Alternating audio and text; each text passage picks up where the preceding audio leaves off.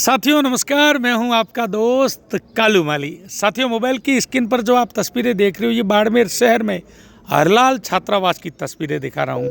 आज स्वर्गीय हरलाल चौधरी की मूर्ति का अनावरण हुआ है, जिसमें केंद्र के कृषि राज्य मंत्री कैलाश चौधरी, पूर्व मंत्री हेमाराम चौधरी, पूर्व सांसद कर्नल सोनाराम चौधरी, बैतू के विधायक और पूर्व मंत्री हरीश चौधरी, उमेदाराम बेनीवाल सहित वरिष्ठ नेता इस कार्यक्रम में उपस्थित रहे। प्रियंका चौधरी सहित कार्यक्रम में नेता उपस्थित रहे और बाबजी जगरामपुरी जी का आशीर्वाद लेते हुए मूर्ति का अनावरण किया।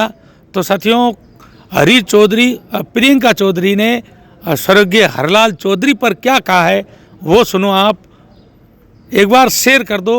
धन्यवाद। जय हिंद, जय भारत माता। आज हकीकत हमारी कलम से हम लोग लिख चुके हैं, आज उसके ऊपर आप विवाद कर रहे हो, हरलाल जाट के नाम पर आप विवाद कर रहे हो। दुनिया आज अच्छी तरह से जान चुकी है कि हरलाल जाट थे को, उनकी सोच क्या थी, उनका योगदान क्या था, आज दुनिया जान चुकी है।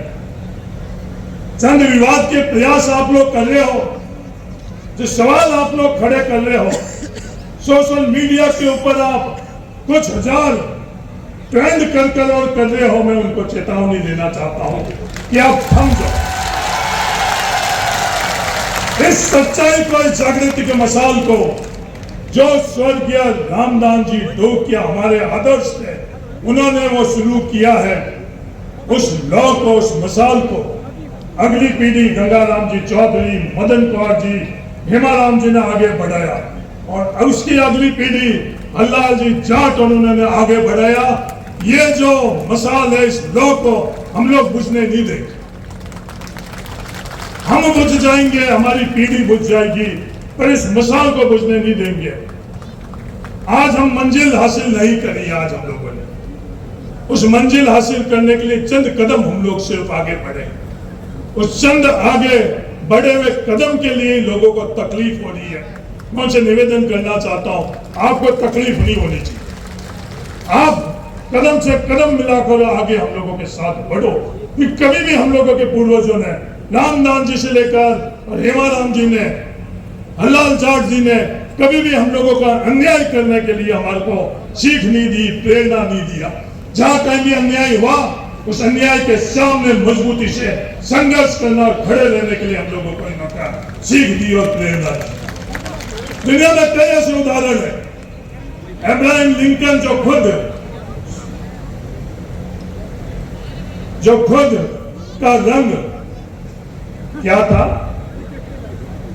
वो काले नहीं थे, वो श्वेत थे, और उन्होंने खुद ने सबसे बड़ी क्रांतियों में से एक अमेरिका के अंदर उन कालों के साथ रंग भेद मिटाने के लिए आगेवानी करी। मेरा उन तमाम लोगों से निवेदन है, जहां अन्याय हो रहा, अत्याचार हो रहा, असमानता हो रही है, उनके खिलाफ जो संघर्ष हो रहा है, इस संघर्ष में कदम ताल मिला हुआ, जब जाकर इतिहास के अंदर सकारात्मक तौर के ऊपर आपको स्थान मिलेगा। आप ये पूछ रहे हो हरलाल जाट कौन है? हरलाल जाट वो शख्सियत है, किसी के साथ अन्याय अत्याचार हुआ, जाट के साथ नहीं, उस वक्त के समकक्ष लोग हैं, उनसे पूछ लो। इस प्रांगण के अंदर हापूराम जाट मेड़ता से आए हुए मुझे पीछे की पंक्ति में बैठे हुए दिख रहे हैं, उनसे पूछ लो। किसी भी कमजोर, किसी के साथ अन्याय हो रहा, किसी भी जाति का, किसी के धर्म का था, हरलाल जाट का सबसे पहले कदम उसकी सुरक्षा के लिए, उसके रक्षा के लिए, उसके अधिकार के लिए यह हरलाल जाट। हाँ, उसकी जाति जाट थी और हमें गर्व है उसी जाति के अंदर हमको ऊपर वाले ने पैदा करी जाट। अन्याय के खिलाफ संघर्ष करने वाला नाम हरलाल जाट था, संघर्ष करने वाला था। उस वक्त जो परिस्थिति थी, हम लोगों के जो यहाँ हॉस्टल बने थे, किसान बोर्डिंग, हमारे पास एक पैसा नहीं हुआ करता था। हमारे परिवार के पास बाजरी बड़ी मुश्किल से, खरी कमाई की बाजरी को इकट्ठा कर और किसान बोर्डिंग हम लोगों ने बनाई।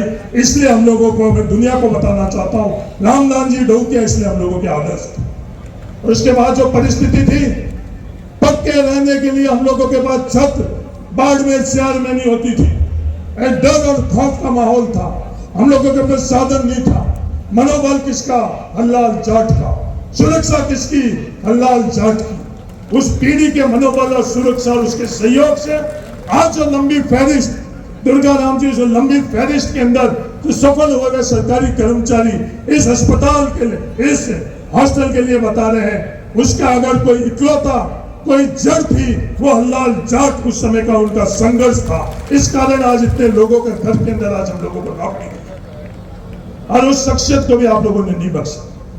हाँ, राजनीति से के अंदर किसी से तकलीफ हो सकती है, आर्थिक तौर के ऊपर किसी से तकलीफ हो सकती है, नौकरी पाने के लिए तकलीफ हो सकती है, अवैध कब्जे जो करना चाहते हो उसके अंदर किसी के पास सही टाइटल है तो उससे तकलीफ हो सकती है।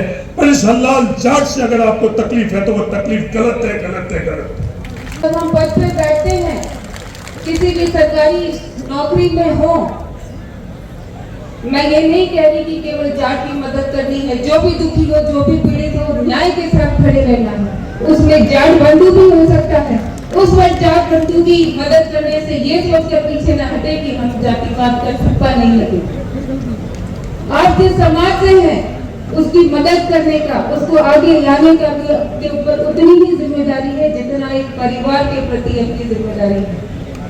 तो मैं आशा करती हूँ कि आप सब अपने समाज के लिए जिस तरीके से काम कर रहे हैं और मजबूती के साथ काम करेंगे।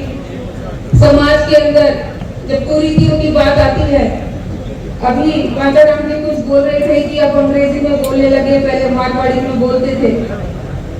हम तो पुरानी कुरीतियों को खत्म नहीं कर पाए, नई नई रीतियां और बढ़ने लगी, खर्चा और बढ़ने लग गया। कैसे कैसे अपने रिवाज शुरू कर दिए जो अपने यहाँ मारवाड़ में होते नहीं थे। पैसे आने से साथ, तरक्की आने के साथ रिवाज कम करने की बजाय हम तो बढ़ाने में लगे, मुकाबला करने में लगे हैं। तो मेरी आप सबसे विनती है कि नई नई रीतियों को हम नहीं लाएं, अपने सब मिलजुल कर कितनी कुरीतियों को हम कर सकते हैं इसका सब मिलकर प्रयास करें। और मेरा मानना है कि मेरी माताएं बहनें इसके अंदर अगर मजबूती के साथ खड़ी रहेंगी तो ये बहुत सारी जो नई नई रीतियां हम समाज में ला रहे हैं उन समाज को हम उससे सुधार कर सकते हैं। बाकी नशे की आप सबको पता है कि जैसे एक वक्त उल्टा पंजाब हो रहा था, इस वक्त उल्टा बाड़मेर हो रहा है, उल्टा बाड़वाड़ हो रहा है और ये हमारे सबके लिए बहुत ही चिंता का विषय है। इस पे हम सबको मिलकर काम करना चाहिए। हमारी ताकत यूं धुएं में ना हो जाए, हमारी ताकत यूं कम ना हो जाए, ये जिम्मेदारी हम सब की है। हम सब मिलकर समाज के लिए मजबूती से काम करें, मेरी आप सबसे यही आग्रह है। और अंत में मैं यही कहना चाहूंगी कि अभी बहुत सारे सबने अपना अपना सहयोग दिया है। मेरे मन में बहुत टाइम से, जब से आपने आशीर्वाद दिया और विधायक बनाया और यहाँ के क्षेत्र की प्रतिनिधित्व करने का मौका दिया, मेरे मन में था कि शिक्षा के लिए क्या कर सकते हैं।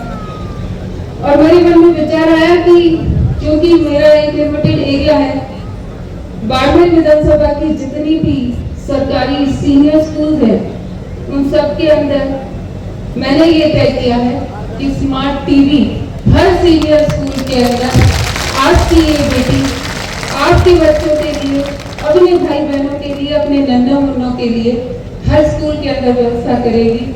और आशा करती हूँ कि हम सब मिलकर अपने अपने पंचायत की स्कूलों का अगर सुधार करें तो निश्चित रूप से हमारे बच्चों का जो भविष्य है बहुत उज्जवल हो सकता है। और यहाँ जो कॉलेज, ये जो कॉलेज के स्टूडेंट्स के लिए हॉस्टल है, इसके अंदर बहुत सारे युवा पढ़ते नौकरी में निकले हैं। मेरा ये आग्रह रहेगा कि बच्चे जब तक यहाँ पढ़ाई कर रहे हैं और तैयारी कर रहे हैं तो साथ ही साथ ये प्रयास करें कि अपने से जूनियर वाले बैच को, जब तक उनका सिलेक्शन नहीं हो जाता, अपने से जूनियर वाले बैच को वो साथ साथ में पढ़ाते रहे, कोचिंग करते रहे, तो निश्चित रूप से उनको भी इसका फायदा होगा और जो पढ़ रहे स्टूडेंट्स उनको भी उसका लाभ मिलेगा। अंत में आप सबको बहुत बहुत धन्यवाद देती हूँ। बहुत सारी चुनौतियां हैं मेरे सामने, एक चुनौती में तो आप सबने आशीर्वाद दिया है, लेकिन मैं आपको विश्वास दिलाती हूँ कि हर चुनौती का डटकर मुकाबला करूंगी, आप सबके भरोसे पर खड़ी उतरूंगी। जब भी आपको कहीं जरूरत हो अपनी इस बहन को आवाज देना, आपके साथ खड़ी मिलूंगी। आपके सेवा में कभी कोई कसर नहीं छोड़ूंगी, इतना आपको विश्वास दिलाती हूँ। और अपने बुजुर्गों के आदर्शों पर चलते हुए हम सब मिलकर अपने समाज का और अपने समाज के साथ साथ अन्य समाज 36 कौम के लोग जो न्याय मांगते हैं, जो पीड़ित है, जो दुखी है, जो कमजोर है, उनकी भी मदद करें। यही आप सबको कहना चाहती हूँ। आप सब ने जो इतनी संख्या में आए, धन्यवाद। जो मान सम्मान दिया उसके लिए धन्यवाद।